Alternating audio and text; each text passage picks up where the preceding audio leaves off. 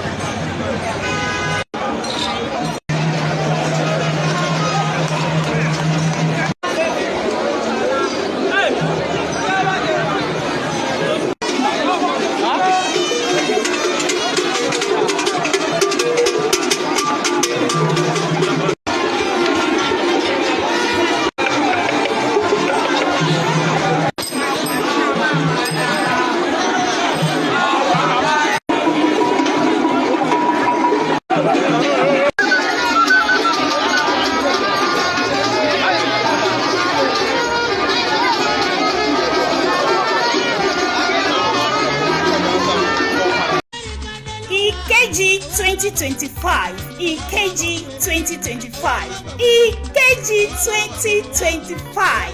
Ọhaneze ndị ọma ije ọnụ, anyị ji obi aṅụrị na-eme ka unu mata n'abalị 26 nke ọnwa April anyị nọ n'ime ya n'ime afọ 2025.